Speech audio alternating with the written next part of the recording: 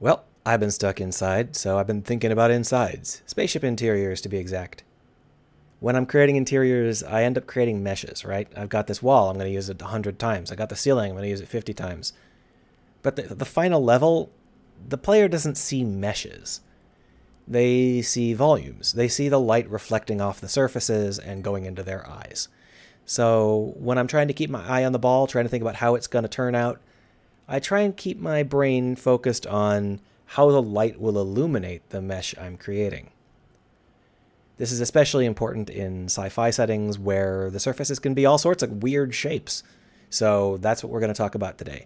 Just a quick little way to think about lighting and the final lighting in your level and how that's going to influence your meshes.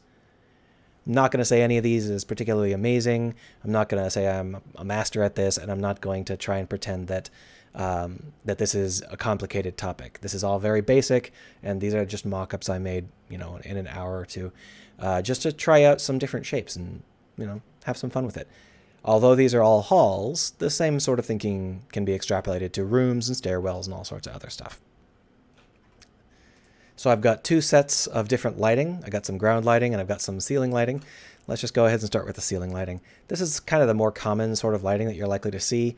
Obviously, you can do whatever you want with the lighting, but knowing where the lights are is a big advantage because it lets you know where the shadows will be. So in this case, I've created a very striped hallway. It's got these long lines running down it, and there's no banding except for what the lights create just by existing. So this is a hallway that the player will feel fairly comfortable just rushing down. There's no hidden secrets. There's nothing here that tells the player to slow down or, pay attention. It's just a long hallway that maybe it's a glass tube between two facilities, or maybe it's like a place where a car goes, one of those space age cars. But either way, there's nothing that the player is going to stop for this hallway. The player's not going to think, oh, this hallway is interesting. It's because it's so striped, the player's going to be like, okay, we're just going to go through this hallway. And that's sometimes what you want. Now, the way that we've made it striped doesn't include any textures or materials. It just is a little bit of using cutouts and bevels in places where it will create the most effect. So up here, we've got these really dark skunk stripes. These skunk stripes are shadows being cast by the light. And the reason those shadows get cast is because the light is so close to that edge. So we get that skunk stripe. This is a really, really bold stripe that would be noticeable in any design. But if the light was in the middle up here instead of on the sides, it wouldn't be there. We'd have a very different sort of look. Down here below, we've got a second set of stripes. These are very bold as well. And this is not shadowed striping. There's no shadows involved here. It's just that one face is pointed towards the light a little bit and one face is pointed away from the light a little bit. And you end up with a really bold stripe like this. Both of these bold stripes are bold because they are close to the lights. As we move away from the lights further, the effect of those stripes is going to start to diminish, and therefore it makes sense to not rely on those sharp shapes, because when you're too far from the light, those sharp shapes stop being so distinct. So what I've got down here is a very soft shape that takes advantage of the light's fall off to create a more organic feel and to break up that really, really aggressive, sharp-edged look of the top of the system. But the softness here is still a stripe. It's still going down the hallway. We're not creating soft edges running up and down, like vertically. We're just creating them running along the hallway. Below that, we've got these cutouts for the feet. These feetsy cutouts serve a couple of purposes. One is they prevent the hallway from feeling too linear. If it's just stripes all the time, it's going to feel like your brain is starting to melt. They chop that up by echoing the lights. So they fall between each of the lights. We've got one of those little footy bits. And also, because this surface here is so close to the light, in terms of the light doesn't have much angle to cast shadows or cast light onto it, it's going to be very dark. It's not going to be very illuminated. And you can see that right away. That means that we're going to have a really, really sharp line, like you can see here, a really sharp line between the light and the floor. And in order to kind of soften that sharp line a little bit, I felt it was necessary to put in some cutouts. Now these cutouts would probably be something you want to polish a little bit more, but the basic idea seems pretty sound.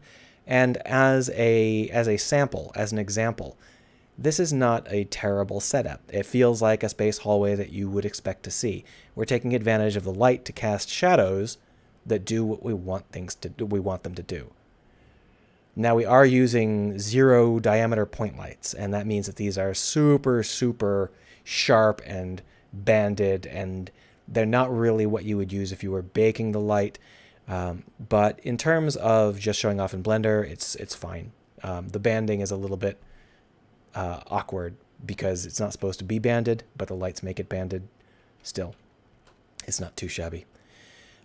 Just for the sake of not being ugly, we'll go ahead and turn the lights. Sorry, here it is. Just turn off the various lighting elements so that we don't have to see random black lines everywhere. Here's our second hallway. Same lighting setup, but in this hallway we've tried to get some banded going.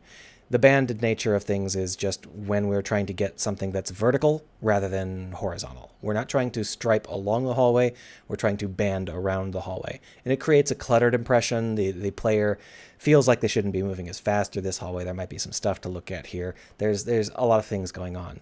However, this is what I would call a half-assed design. And I should know because I made it.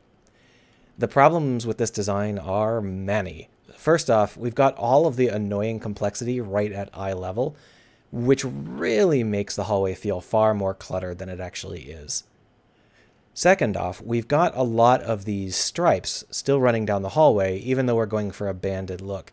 Now, to some extent, we're never going to be able to avoid that if we're just using the same module over and over and over, but this is really bad. I mean, it looks really half-finished, doesn't it? It's just no good. But we can push this basic appearance. So if we come over here, here's a slightly more fleshed out version of what you just saw. And what we've done is we've exchanged some of the elements for grids. Grids are great because the player's brain dismisses them. They count as surfaces in terms of how you read them, but they don't have the confusing flat look that you get out of these. So I really love grids in sci-fi settings. I think that they look really amazing and help to fill in this space without making it feel too cluttered.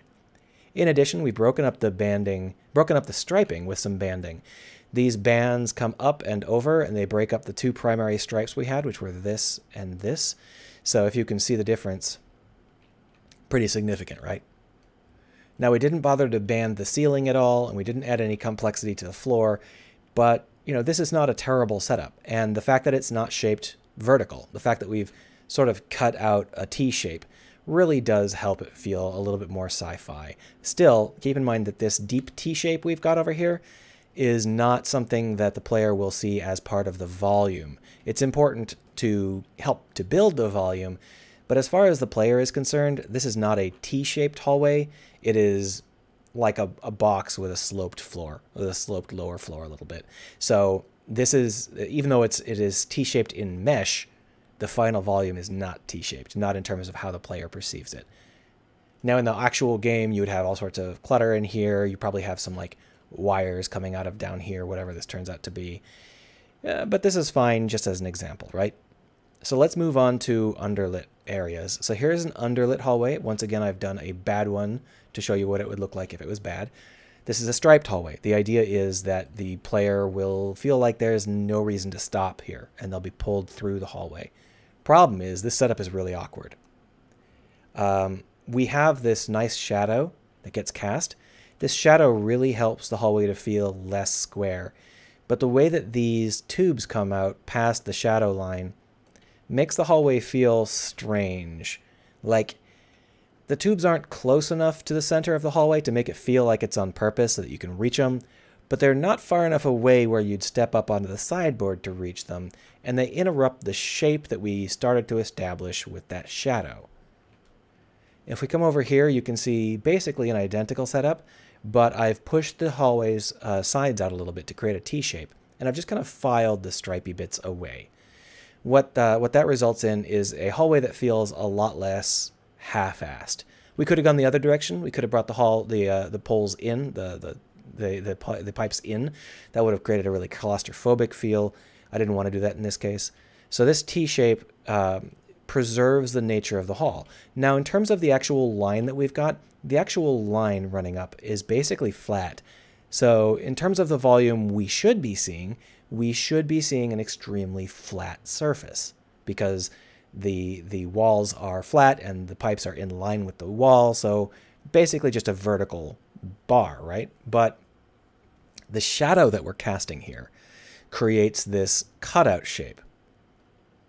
It makes it feel like the floor is slanted, even though it's not.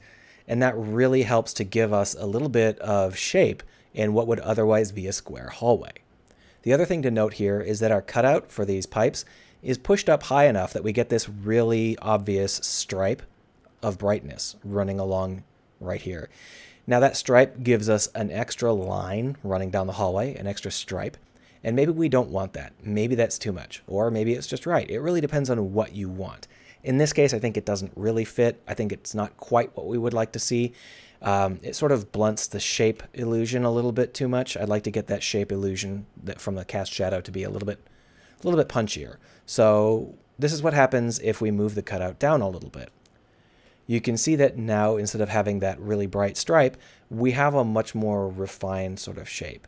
And it feels a little bit more elegant and minimalist, which is what I was aiming for in this case.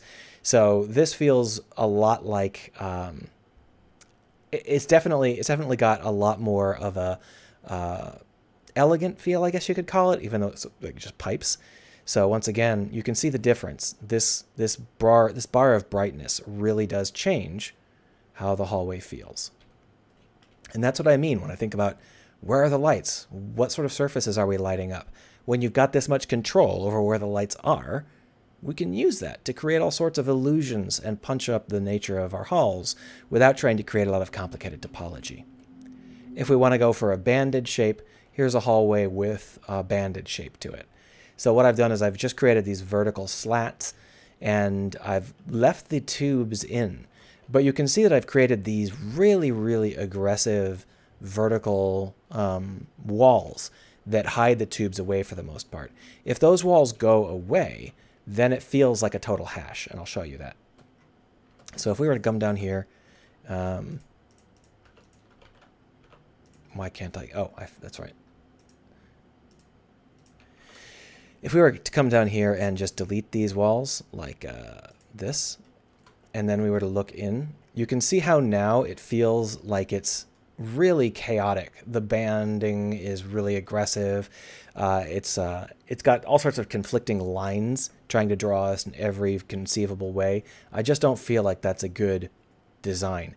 But if we add those walls back in, then we can use the depth here to really give us a lot of perceived depth without having to create a lot of, hold on, undo, there we are.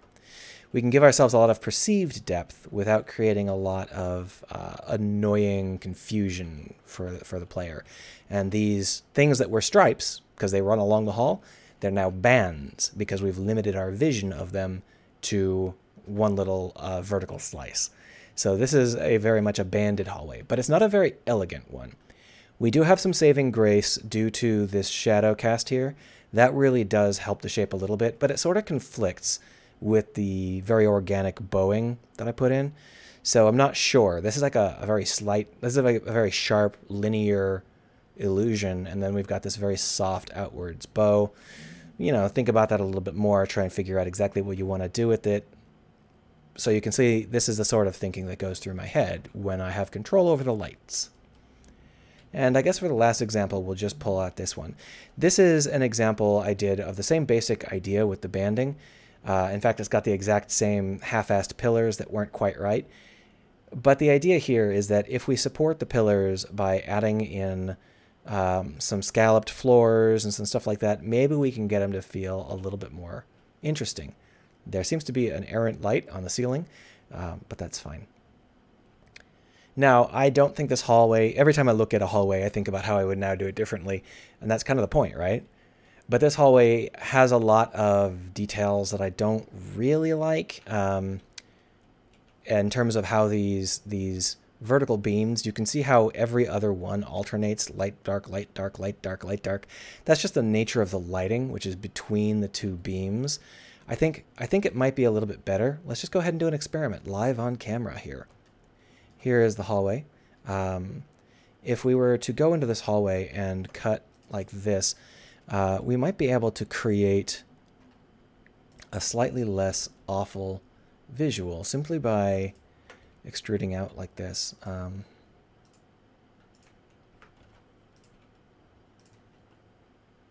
And then what we can try and do is just bevel these edges to reduce the... There we are. Let's see how that looks.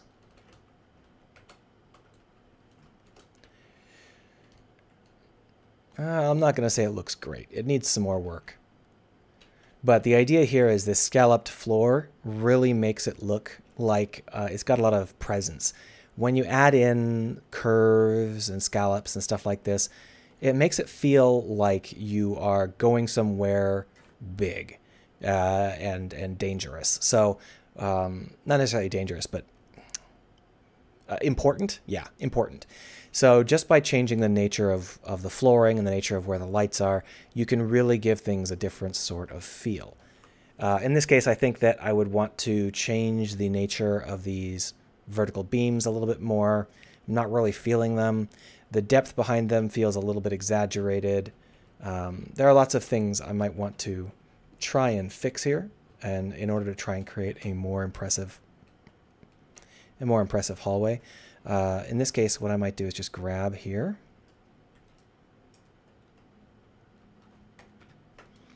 and move it in.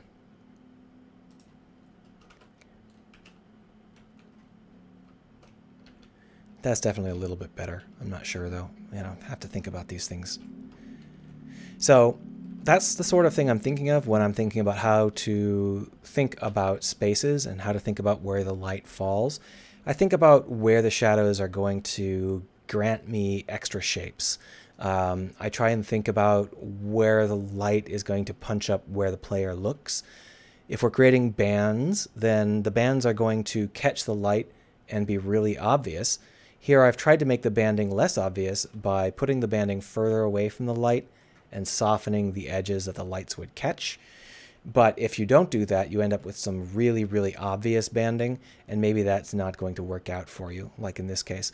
So this is one of those situations where just basic thinking about what sort of visual you're going to end up wanting can really change how you shape your meshes. None of these meshes have materials. None of these meshes have UV maps or textures. It's just one color all the way through, and it's still got quite a bit of variety to it. We still have a lot of fun with different kinds of meshes and different ways of portraying these things.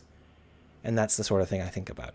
There is another, like, you can do a million things with this. You can create not just horizontal and vertical. You're not just working with stripes and bands. You can also do things like swirly shapes or cutouts or any number of other things that aren't strictly vertical or horizontal, and experiment with those to see what you get. Just remember, how the light catches those curves is a big part of what the player is going to see. That's it. Just a very basic overview of maybe how to think about lights.